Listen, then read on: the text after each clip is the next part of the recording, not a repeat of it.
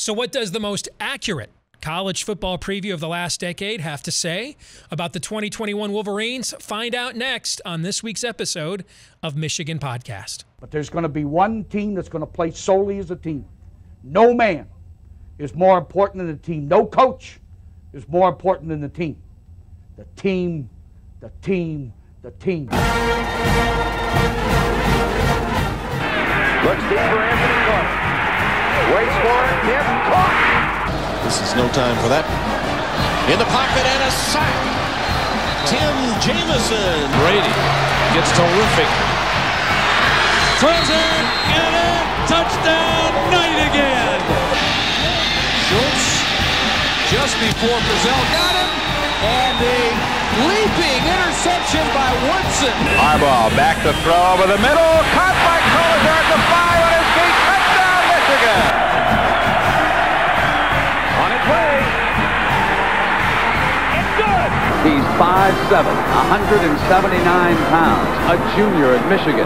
But Jamie Morris packs a wallop, and he delivers for Bo Schembechler. And here's your first play. Pressure coming. Sack. It is Glenn Steele, number 81, who fought his way through the traffic. Option. And Robinson calls his own number, and he's going to score.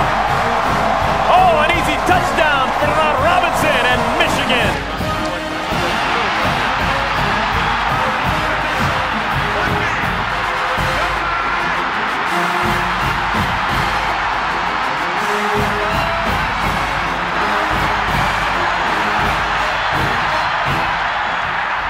Win it. We're going to win the championship again because we're going to play as a team. And when we play as a team and the old season is over, you and I know it's going to be Michigan again. Michigan.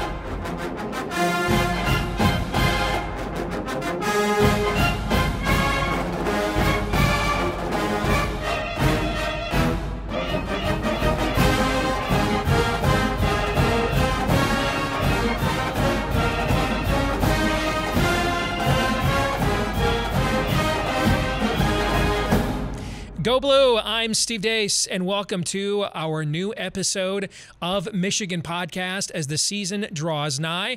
Brett Ciancia from Pick Six Previews, that's the most accurate college football preseason preview over the last decade. He'll be joining us here in the next segment of the show to give us his take on what he thinks about the 2021 Wolverines. But first we start off with mine, including a forecast of what I think the depth chart will look like 10 days from now when Michigan kicks off the season against Western Michigan at the Big House. Let's begin with the offense. I think Cade McNamara is absolutely cemented as the starting quarterback. Now, I really thought Alan Bowman was going to challenge here. Remember that I picked that Joe Milton would be the starter all along. A year ago, I got that right. I was dead wrong, though, about Alan Bowman. He's not even on the radar right now. I think J.J. McCarthy, the prized freshman, is a clear number 2, but I think this is clearly Cade McNamara's team right now. At running back, you've got what Jim Harbaugh has described as 1A and 1B, and Hassan Haskins and Blake Corum. And to me, I think they've got like Tony Bowles, Leroy Horde kind of comparisons here. Corum is obviously a specimen, but he is lightning fast. And Haskins is just a road grader, a guy that falls forward, a guy that will truck you, kind of a Leroy Horde kind of back. I love this 1-2 punch. I think they complement each other perfectly. Wide receiver on the outside, you've got Ronnie Bell, who's just a solid stalwart. Dalen Baldwin, the transfer from Jackson State that chose Michigan after getting offered by Ohio State, which surprised a lot of people. He's impressed in the fall. The other wide receiver spot is Cornelius Johnson. If there's one Michigan player this year that I think could go from a guy we're just kind of, yeah, I remember recruiting him to, wow, he's all Big Ten. On the offensive side of the ball, I think it could be him. I think Dalen Baldwin is his backup at the other wide receiver on the outside position as well. And then in the slot, you've got Mike Sainristil still. Hopefully this is the year that the spring offseason hype comes to fruition. Behind him, you've got 2 highly recruited players, the most highly recruited, A.J. Henning, who showed some flashes a year ago. And then you've got Roman Wilson not pictured, but I think the speedster from Hawaii will play quite a bit as well. Now to tight end. Speaking of guys that we need to actually see it during the season, Eric All has been the Grady Brooks Award winner, if you know that reference, for like 3 years in a row. Now's the time to actually see it on game day. He's backed up by a better athlete than he's given credit for in Luke Schoonmaker. It looks like Harbaugh has said there are 3 starters on the offensive line penciled in, maybe not necessarily their positions. One of them is. Ryan Hayes is one of those 3. He will clearly start at left tackle. He'll be backed up by former prized recruit Trente Jones. At left guard right now, I think it's very close between Trevor Keegan, another big-time recruit from 2 years ago, and Chuck Filiaga, who himself was a big-time recruit 4 years ago that Michigan has just been kind of waiting to pan out. But I think in the end, they'll go with the younger guy because he's got the higher ceiling. At center, you'll recall that we said a couple of weeks ago that we thought one of the questions Michigan needed an affirmative answer to was Zach Zinner could play center so they could put their best 5 in the offensive line. Well, right now, it does not look like that's going to happen. Former walk-on Andrew Vistardis, who, if we're going to be honest, just really struggled after the Minnesota game last year. Right now, he looks like he'll start at center, backed up by Zinner. That means Zinner will then move over to right guard. Josh Gaddis, Michigan offensive coordinator, said Zinner right now is the best offensive player on the team, backed up by Carson Barnhart. And then right tackle Andrew Stuber, who has played a lot of football at Michigan, backed up by Trente Jones. So when you look at this offense, I mean, there's a ton of big-time recruits on this offense. In fact, 2 of the guys that were the more lightly recruited players on this team are 2 of its most reliable offensive players, and Ronnie Bell and Hassan Haskins, who are these guys recruits in that 2018 class. Both of those guys, I mean, they're 2 of the best players in the program right now. Around them are loads of 4 and high 4 and 5-star talents. I mean, just if you can't score in the 30s consistently with this unit, then it's just on you as coaches, because, I mean, there's a lot of talent on this unit. Let's go now to the defense and its new multiple, which means 3-4 alignment. At defensive tackle, I think you see Chris Hinton will start there, although I'm a little worried. We've not heard a lot about him in the preseason, and that's a former 5-star that we need to see step into that role. Backed up by the German import Julius Welshoff, who's one of the best athletes on the team. He was rated one of Bruce Feldman's freaks this year. Nose tackle looks like Mozzie Smith by default, another former big-time recruit. Hopefully this is the year that potential is realized. Behind him, Wilton Spate's walk-on little brother Jess Spate, which speaks to the lack of depth here. Some of you might be asking, where's that Oregon State transfer, Jordan Whitley? Were you seriously counting on an Oregon State transfer?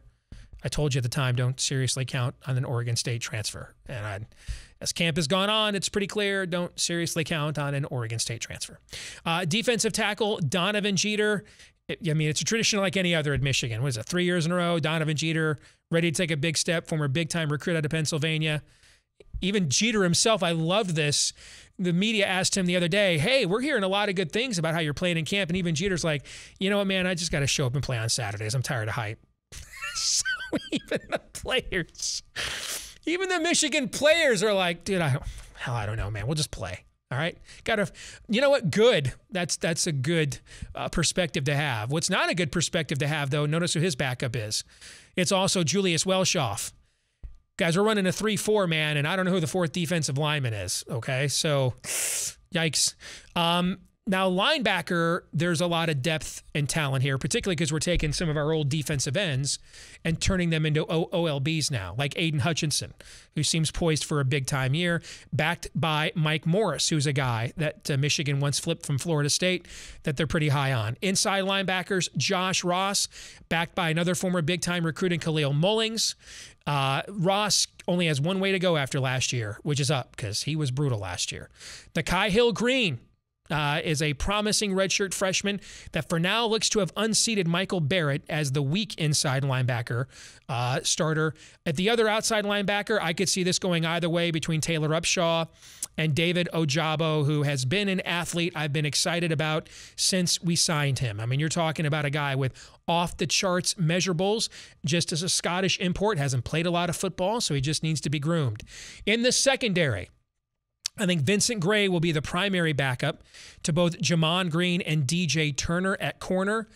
But I think you're going to see Daxton Hill play some corner because of the emergence of R.J. Moten at free safety. I think that gives them another elite kind of athlete that gives them the luxury of deploying Daxton Hill all over the field, as you see the Ravens do with stars in their secondary, and that's where our new DC comes from. And then the steady Brad Hawkins, backed by Makari Page, who got a lot of playing time last year as well. So again, when you look at this defense, I mean, you look at the defensive line depth, and if you ain't doing the Steve Carell yikes, then you can't read, because that's not optimal, okay?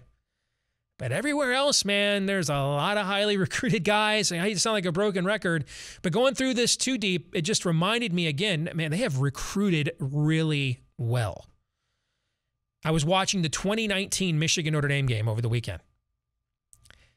So just 2 seasons ago, 14 of the 22 players that started in that game are currently on NFL rosters.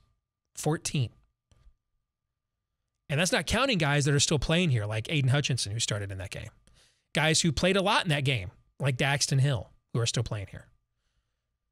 Hassan Haskins, who started in that game and is still playing here.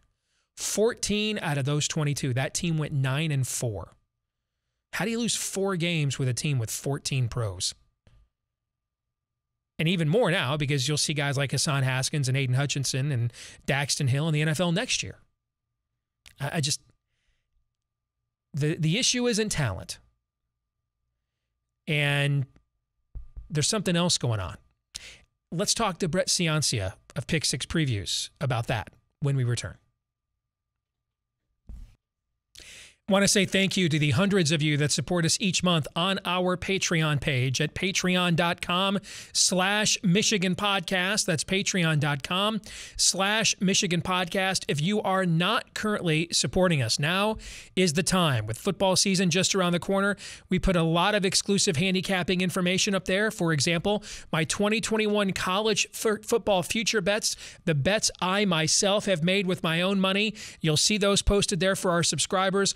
We post daily MLB handicapping picks as well. We're hitting about 61% of those so far this season.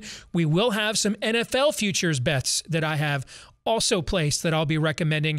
Those will be placed pretty soon here as well on our Patreon page. So with the most wonderful time of the year just about here, please support us at patreon.com/Michigan Podcast. It's the best $5 you're ever going to spend a month. Patreon.com/Michigan Podcast. We welcome him in now. He is the brains behind what has been the most accurate preseason college football publication over the last several years. Old friend of the show as well. Brett Ciancia is here with us from Pick 6 Previews. And Brett, it's Steve Deace here on Michigan Podcast. Thanks for joining us again this season. Brother, how you been?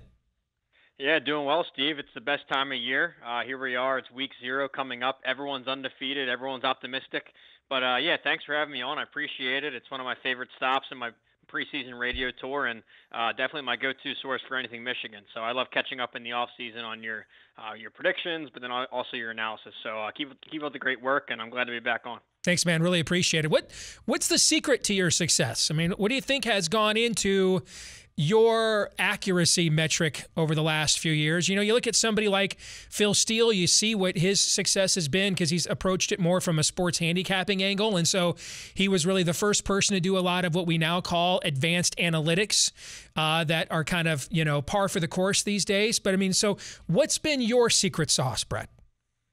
Yeah, I think it's really striking a balance because I think the analytics are important, and I've designed my set of those as well. You got to pick out and choose which ones matter, which ones you can use predictively, which ones correlate to success.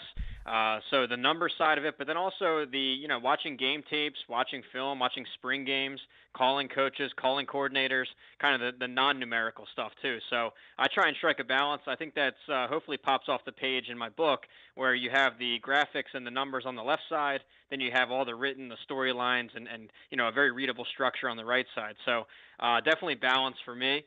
But lastly, though, I'm super competitive. I'm a competitive guy, and when I launched this in 2012, I wanted to be number 1 in prediction accuracy. And we won that first year, 2012, and have held that title since.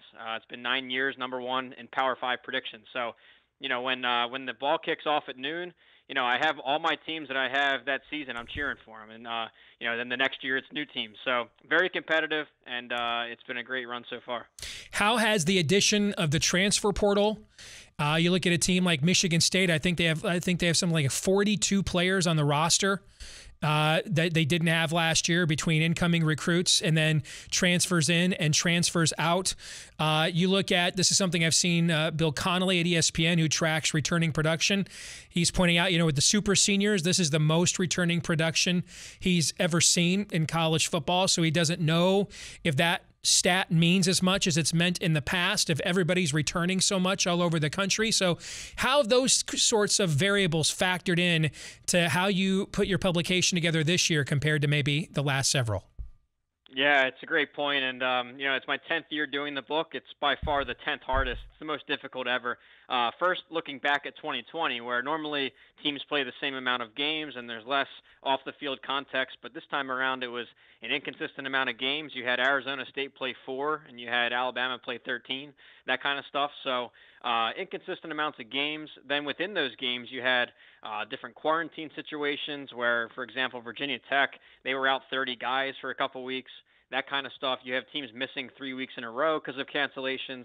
So just so much, uniqueness from 2020 itself. You really have to dig into each program's context. But then moving forward to 2021, if that wasn't hard enough, yeah, you have the biggest transfer portal boom ever. You have this NCAA extra eligibility year. So really what it required was really digging into each program deeper than ever. You can't just look at the raw numbers. Like, for example, UNC, I think they have 20-something transfers out. And right away, that would be a red flag. Like, wow, their roster's gone. But when you dig into it, specific to them, it's all these young guys moving up the roster, moving up the depth chart, taking over these super seniors, and those super seniors leaving for one last year somewhere else. So every team, I do all 66 Power 5 teams and BYU, and it's 66 different stories. So it's been a beast, but I'm proud of what I got out there, and excited for this ball to get kicked off finally. Before we get to Michigan in the Big Ten specifically, since we were one of the leagues that had a topsy-turvy season last year, Michigan ended up not playing the final 2 weeks of the regular season because of COVID. Wisconsin, which is locked down of a program culturally as we have in our league, it had a myriad of COVID issues last year. Illinois was playing third, fourth-string quarterbacks because of COVID last year. I remember the game against Michigan State. Ohio State was without 25 guys or something in that game. So when you look at our league, and I guess you throw the Pac-12 in there as well, how much does what happened last year translate into what you think this year? Because I've read a ton of stuff this offseason, listened to a ton of college podcasts. They're all over the map, from just, I'm not even going to factor last year in, particularly where the Big Ten and Pac-12 are concerned, to somehow Penn State gets a benefit of the doubt, but Michigan gets penalized. I mean, how did you factor that in? Because for my own predictions and analysis, what to take away from last season was the hardest thing for me. Yeah, absolutely. And again, it's a non-exact answer. I know that I'm really a numbers guy at heart, but this thing, you have to realize all this different context. It's really non-numerical. You got to look at each situation. I rely a little bit more on their recent success as programs, their player development, their win conversion, other metrics I run, their coaches. I value, I think, coaches and coordinators a lot more than other preseason magazines. Other mags might just list that, hey, they have 10 starters back, put them first in the division. But, you got to dig a little deeper. So, yeah, I think every situation's unique, and I know I keep saying that, but it's so true, and I try to dig into each one. So yeah, and the other thing is, I don't want to throw out 2020 altogether. I think that what those players sacrificed, all those coaches sacrificed for 8 months of quarantining and social distancing and testing and the whole bit, for us to just put an asterisk on it is, I think, unjust. But not an asterisk, but certainly context within each program. You bring up Wisconsin's probably the best example, where coming into 2020, they were thin at 2 spots. It was their offensive line, ironically, was going through a transition, and the receivers on the outside, there was only really 2 threats. And unfortunately, the quarantines and injuries hit those 2 spots and crushed their offense. So it sunk them for the year. So with that in mind, I think they're going to bounce back. It'll be a more normal season, a more normal offseason of development. And one last note, too, you had to factor in programs that went through coordinator changes or head coach changes. They didn't have that normal install time, all that March and spring ball and summer camp, everything. So For them to be learning on the fly or on the job, that's another thing you got to consider. All right, let's get to the Wolverines now, Brett. So we just went through what I anticipate will be the depth chart, the 2 deep, for the opener against Western Michigan about 10 days from now. And even though this was a team that was 2-4 last year, going through that depth chart, there is a lot of talent there. I mean, there's a lot of highly recruited players, but I look at one of the most important spots in a college football program, the defensive front. And let's just say I'm glad they're going to a 3-4 because I don't know who the 4th defensive lineman you could count on is. So they're pretty anemic for a program that recruits at Michigan's level up there. You have some questions at quarterback, obviously. There's a lot of talent elsewhere. Here's what spooks me. What spooks me is last year we heard a lot about how Jim had fixed the culture, that he was more involved with his players, whether you agree or disagree. He was marching with them for BLM. He was marching with them about letting them play over the Big Ten's original cancellation. If you looked at last year, during all the COVID morass, Michigan never had to shut down the entire preseason. Almost everybody else in the Big Ten did. And if you know anything about Michigan and the way it kind of self-righteously prides itself, you know that they were taking the COVID protocols more seriously than they probably had to, just so they could then say, and we're still a better person than you. That's just how Michigan operates, right? And so everybody seemed on board. They were in line. They get off to that great start against Minnesota, and then they get punched in the mouth against Michigan State and never got back up off the mat the rest of the season.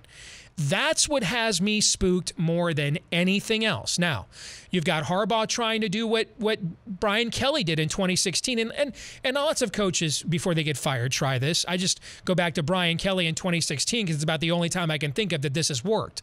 And that's just firing like almost everybody on your staff, even down to the recruiting staff, and rebuilding it from scratch. It worked for Brian Kelly in 2016.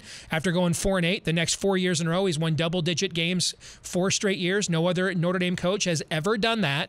So that's really the question here, is can Harbaugh pull off the Brian Kelly, or is he just the next coach whistling past the graveyard where after you replace your staff, you're the guy out the door 12 months later? So, Brett, break it down for us. What say you? Yeah, well, I'm glad you brought up Brian Kelly's example. I actually wrote that on the Michigan preview in my book, and that was the good scenario, the good side of it. The bad scenario was when Mark D'Antonio tried to do this. I wrote about that as well. It's 2 sides of the same coin. With Brian Kelly, his transition, he swapped both coordinators. They turned a 4-8 team into the playoff team that you see today. With Mark D'Antonio, it didn't go that well, though. And his was a little bit different, where it was kind of a carousel within the staff. It was guys moving to new positions that they haven't coached previously, and that backfired and essentially ended his tenure at Michigan State. So when I look at those 2 examples, Michigan's scenario this year looks more like the Michigan State one, where it's guys that are in new position groups, new coaching roles that they might not be as experienced with. I know the QB's coach, he's had twice as many years on defense than he has on offense, stuff like that. Sharon Moore was more of a tight ends coach. Now he's the offensive line guy. So it reminds me a little bit of the D'Antonio carousel. So we'll see how that shakes out. It's going to either hit a home run or it's going to blow up. So one thing to note, too, is it seems that the staff hires were mostly younger guys and big recruiters. So maybe a shift of strategy, trying to just ace the recruiting profile. But with that said, Michigan's been a solid recruiter, and you said at the top that they have a lot of blue chip guys waiting in the wings. That's really true. I mean, it's in the 5-year average, they're number 12 in my recruiting rankings. And when you go position group by position group, there's 4-star guys at most of them, if not 5 stars. So it's a matter of who can step up.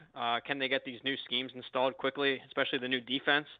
And I guess specifically to some players, too, you had guys that shined in 2019 and went through kind of a down year last year. So if you can get guys like Brad Hawkins and Daxton Hill back to that 19 level, that'd go a long way. Or Josh Ross back when he thrived in 2018, for example. Get him back to – if you get these players back to their peaks, there's a lot of high potential here. I was watching the 2019 Notre Dame game over the weekend, and that's one of the biggest wins Harbaugh has. Depending on what sports book you looked at the time, it's the only game he has won as a Michigan coach as an underdog. In about half the books, he was a 1-point underdog and a 1-point favorite in the other ones. That's the only game he's won as an underdog at Michigan. Notre Dame was in the top 10. And of the 22 players that started in that game against Notre Dame in 2019, Brett, 14 of them are on an NFL roster right now in training camp. 14 of the 22. And some of the ones that aren't are guys like Aiden Hutchinson, that are Brad Hawkins, that'll be on NFL training camp rosters a year from now. That team lost 4 games. The closest loss they had that year was to Penn State by 7 in a game they once trailed, I think, by 14 or 21. How the hell do you lose 4 games with 14 of your 22 starters currently on NFL rosters? How does that happen, Brett?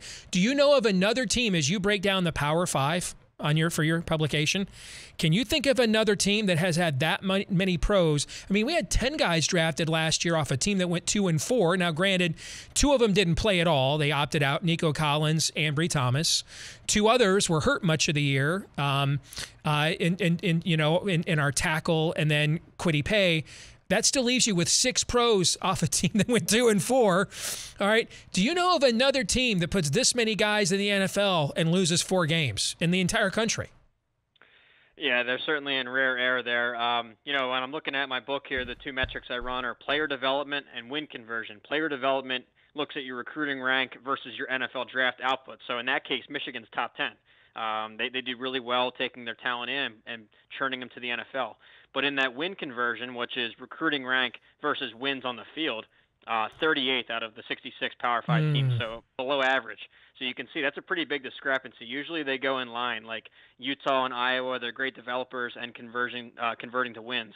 But this is a rare example where they're really great at one side, the NFL output, poor in the win column. A couple that come to mind, I think NC State is in a similar situation where if you remember some of those teams in 17 and 18, Dave Doran produced a ton of NFL draft picks, and you're thinking, okay, with that kind of NFL profile, this team should have ran through the ACC, and you look at their win-loss, I think they couldn't get over 8 or 9 wins. So similar example, but it's got to be frustrating because this is on a different level. You're talking about a top 15 recruiter, not someone outside of top 30 like NC State. So that's got to be frustrating, and that's the one example I could think of. You think of somebody like Texas, who's the top recruiter in the Big 12 and hasn't converted that into wins, but they don't really convert to NFL picks either. That's just a whole different situation. That's poor in both categories. So we're really talking about what you're really talking about then is in-game utilization and game management on the sidelines. That's what your data would seem to pinpoint the 2 biggest issues Michigan has. That it's really not player development, it's in-game utilization, and then it's game management from the head coach. Yeah, game management, scheme itself, and we'll talk quickly on Don Brown. I mean, against inferior opponents, it was incredible. I mean, they really locked down the field. It was statistically one of the best in the country. But when they got matched in terms of talent or athleticism or exceeded like Ohio State, then the whole dam fell. In that sense, yes. And then offensively, they've been kind of stuck in the mud. This is something where when they hired Jim Harbaugh, I had thought that the one thing that he brought to the table was his quarterback development. And, I understood there were some inherited roster guys and some guys that he didn't necessarily recruit. But with 2020, I figured this is it. This has to be the year where he finds an all-conference caliber quarterback because it was 2 hand-picked guys, 2 4-stars, both 6'5", big frames with Milton and McCaffrey, and neither one hit. So that's just a bad flag. Both guys transferred out a few months later. And here we are. So to the win conversion note, it's scheme, it's in-game management. Because if everything else is good, if the recruiting's good and the NFL output's good, then what's happening on Saturdays, right? That's a red flag. So break down how you forecast 2021 to go for the Wolverines, Brett. Well, they are one of the more valuable teams out there. I'll say that. There's a lot of potential outcomes. Just given that they recruit so highly and that they have potential stars everywhere, this could be as high as second in the division. I'm not sold on Indiana completely this year. I think Penn State will bounce back from their losing record last year. But do you give the same credibility to Michigan? We'll see. Now, Penn State has more staff continuity than Michigan does, but so I can see Michigan going all the way up to 9-3, but I could also see this thing blowing up. I mean, you could see that this coaching carousel might not work, and in that case, there's a lot of tough games on the schedule. You draw Washington in the non-conference, who I have in the top 15. It's a solid defense. Road trip to Camp Randall is going to be tough. at Penn State, and obviously Ohio State to close it out.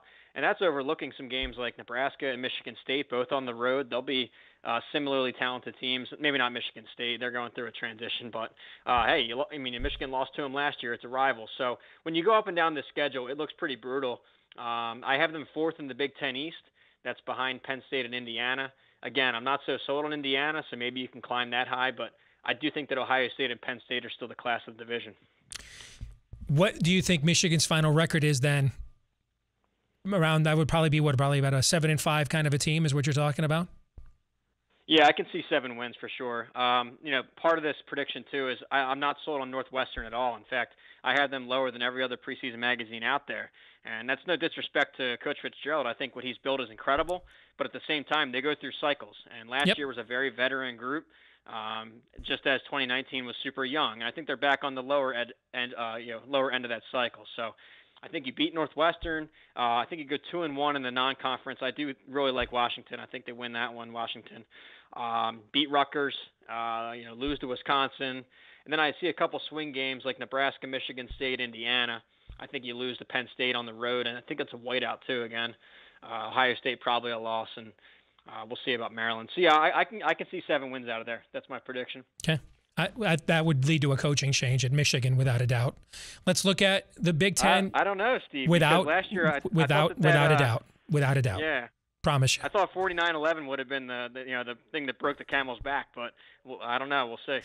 Yeah, that was the COVID year, and they had budget issues. If they go 7-5, there will be a coaching change at Michigan, without a doubt. Mm-hmm. What about the rest of the Big Ten? We've talked about the East. So my numbers the last few years have been lower on Wisconsin than the market. This is the first time that my numbers are actually higher on Wisconsin than the market. In fact, my numbers say Wisconsin is almost as big of a favorite in the West as Ohio State is in the East. That doesn't mean I think they're as good as Ohio State. It just means in comparison to the rest of the teams in that division. So we know what you think about the East. Give us a quick breakdown on what you think on the Big Ten West. Yeah, I agree with you about the division champion. I do have Wisconsin coming out of there, but I do disagree on the distance between the second best team. I think Wisconsin and Iowa, they're very similar profiles this year, very similar strengths. They both have that Big Ten West formula, big offensive lines, power run game, and a very experienced defense that, both with proven coordinators, Brian Leonard there and Phil Parker at Iowa, you know what you're getting with both of them. And Iowa, when you look back at 2020, this is a team, I know we talked about comparing their seasons, but they were relatively COVID-free, so their sample size means more. And they were really close to going undefeated. I mean, they were 2 scores away. I mean, one was 4 points. I think one was 1 point. So 5 total points from being undefeated. I think they're legit too, but I do have Wisconsin 1, Iowa 2. I have a tie there in third with Nebraska and Minnesota. These are teams, though, outside the top 25, and both have their strengths, like Minnesota's offense and Nebraska's defense. Can their other sides of the ball develop? We'll see. And then I mentioned I was pretty low on Northwestern. I've got them 5th down there in the division, going through another transition cycle. No quarterback to speak of. And I think they're going to really struggle scoring points this year. And they also lose Mike Hankwitz, a 50-year coordinator, one of the best ever. So transition year there. And then to round it out, I've got Purdue and Illinois at the bottom. And we'll see about it. I really like Jeff Brom as a head coach. It's just a tough division right now to move up the ladder. And Brett Bielema taking over there at Illinois should be interesting. All right, 2 big picture questions before we let you go. Number 1, since 2002, every year but one, a preseason top 10 team in the AP poll finished the season unranked. And the one year it didn't happen, Texas finished 25th. Okay, so who is the top 10 team in the preseason AP poll that you think is most likely to finish the season unranked this year? Well, Steve, first off, this reminds me of your annual Twitter thread. I got to tell the listeners, go check this thing out. It's my favorite thing every year. It's all these, these gems, these cool stats, and this fits right in. So go check that out on his feed. But, as it relates to the AP top 10, this year, my biggest discrepancy between the AP and my poll is Notre Dame. I'm really selling Notre Dame this year. I think the AP has them in their top 10 for your category here. I've got them 24th. And really the big divide is, what made Notre Dame great last year was 3 things in my eyes. One was quarterback play, Ian Book. I know he wasn't the sexiest quarterback, but he was very safe with the ball, very efficient.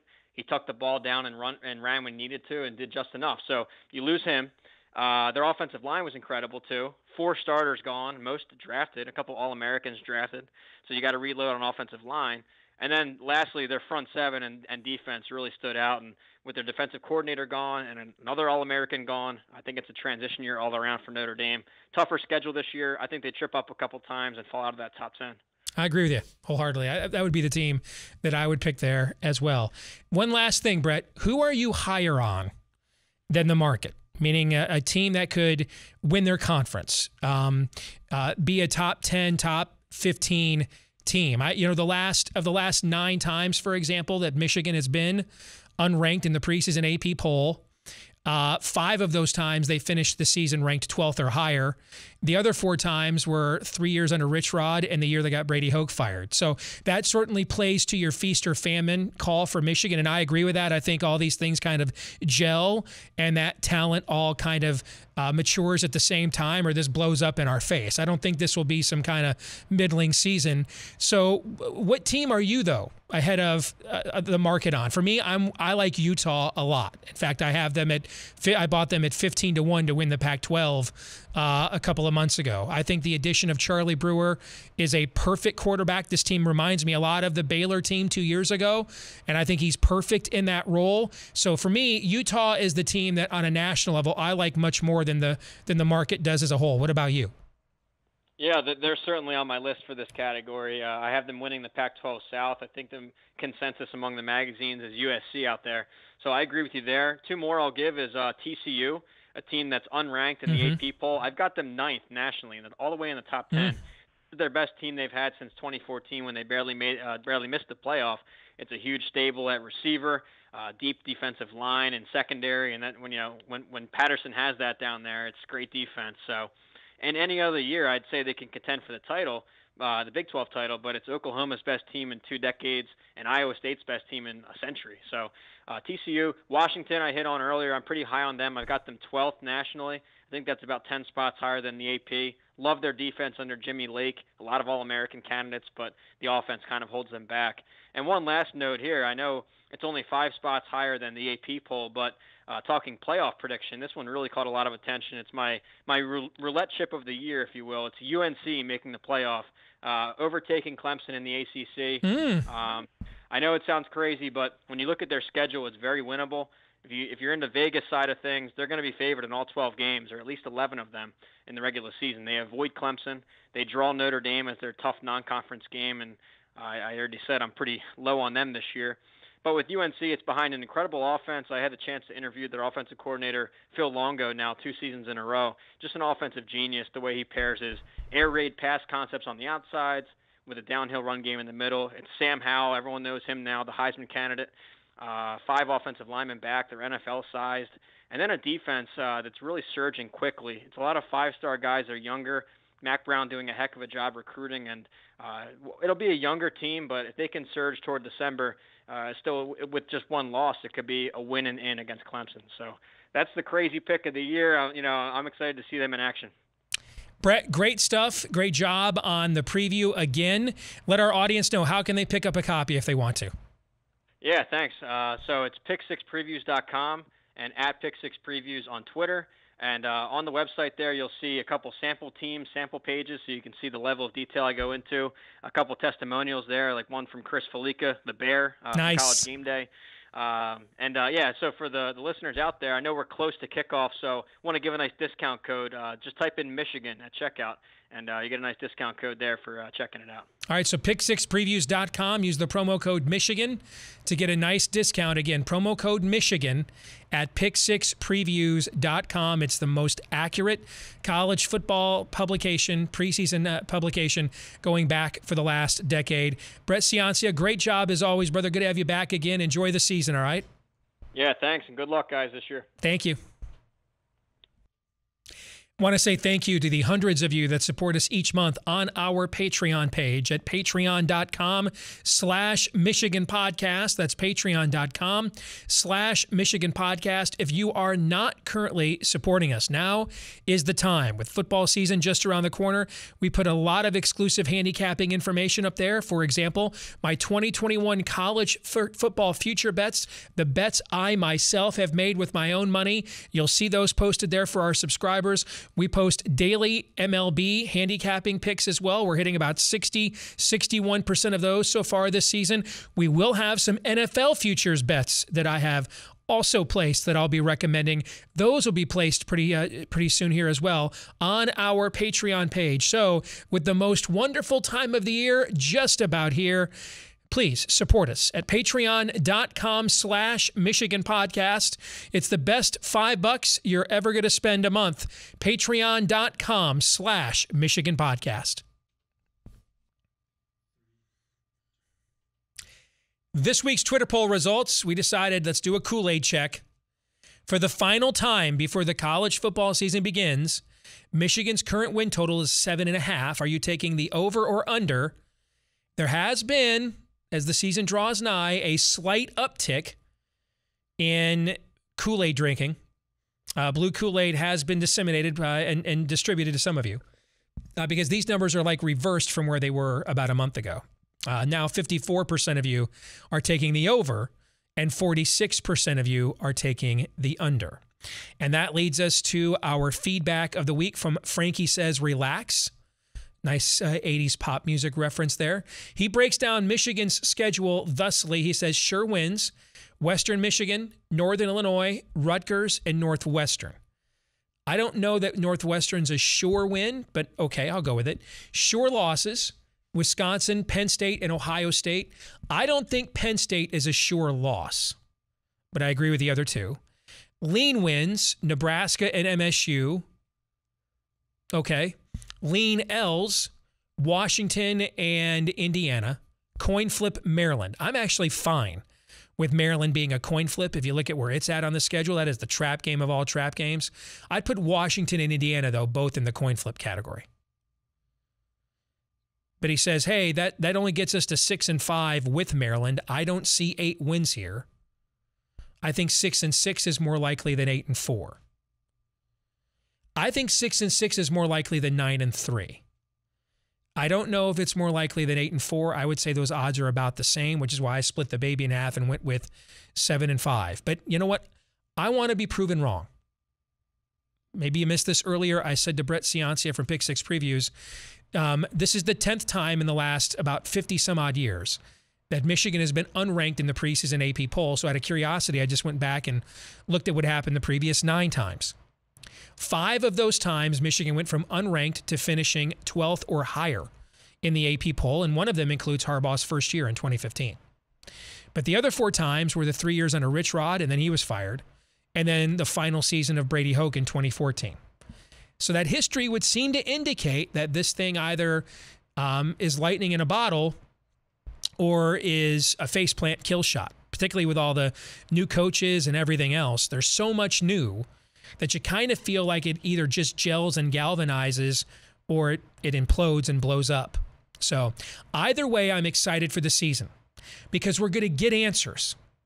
Either we're going to find out that the issue is really Harbaugh, or we're going to find out that he still might be the solution. I would prefer it's the latter, but I'm okay if it's the former because then at least we'll get a defined answer one way or another. I'm tired of the idle speculation. I'm tired of waiting. I'm tired of the pontificating and pondering. Let's play some games and let's settle some arguments that scoreboard either way always wins. That'll do it for this week's episode of Michigan Podcast. Next week, it is game week. The long national nightmare is almost over. Make sure to follow us on Twitter at Michigan Podcast. Keep up to date with us. You can also like, rate, subscribe, 5-star review, share, follow, whichever the case may be. If you access us through YouTube, iTunes, Stitcher, Google Play, please keep doing that so we can please keep reaching more and more Michigan fans just like you. Until next week, I'm Steve Deace, and go Blue.